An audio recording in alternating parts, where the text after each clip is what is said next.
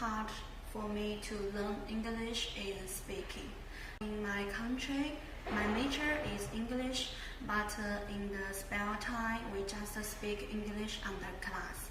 And after class, we also speak the Mandarin. So it is difficult for us to improve our English.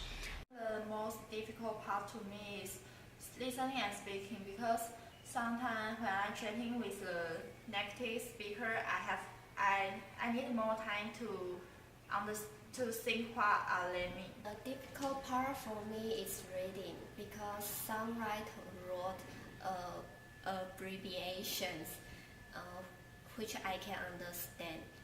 Also, some words I can find the meanings.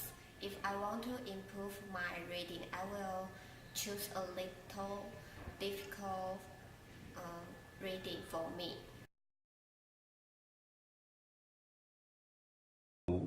When you have a split level class, that's very, very difficult to teach.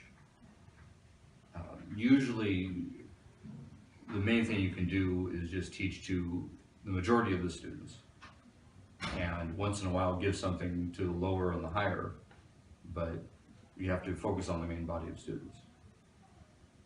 If there's any way you can help the slower students later, you do that after class if they need it. Let them know they can approach you as a teacher. Sometimes you can have other students help someone if they're having difficulties. That happens almost every semester. I don't think a teacher can escape that. So we do a lot of different activities so that no student is left behind, or the advanced students don't feel like they're not learning anything.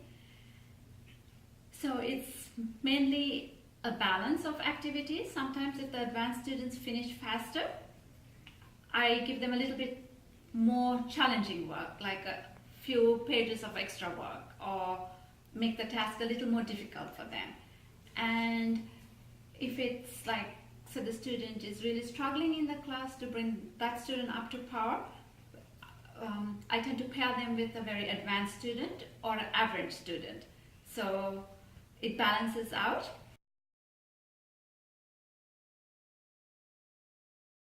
For example, the way to say greet, to say hello. In China, we usually use the shaking hands as the way to greet. But in America, they like giving a hug. And for me, I think the same gender give a hug, I can accept it. But a different gender, I will think it maybe uncomfortable. In our class, we have the 4 Korean and 2 Chinese. So, and in different countries, they have different accents. So sometimes we training with them, we need to think their pronounce, and I need more time to think what they mean. When you have different cultures in your class, the 2 ways to handle it. The first defense is to know something about the culture yourself, so you know where the problems are. Because everybody who's been teaching a while has stepped on mines when you're teaching. You touch something that you didn't know about and it blows up in your face. The more you're educated about the culture, the more you know what's acceptable and what's not. Second thing to think about is that all human beings have one culture.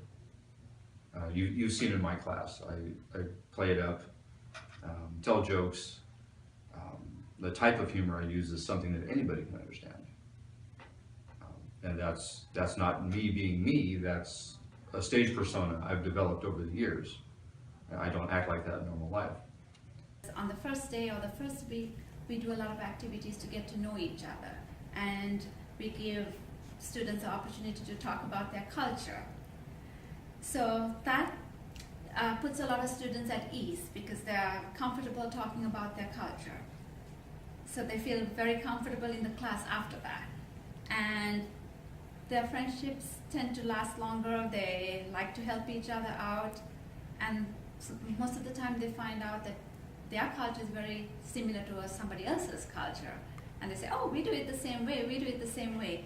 So I love the multicultural classes because it's so much easier as a teacher to control the class, as in there's no speaking one language then, they're forced to speak English. Yeah, they make good friends too.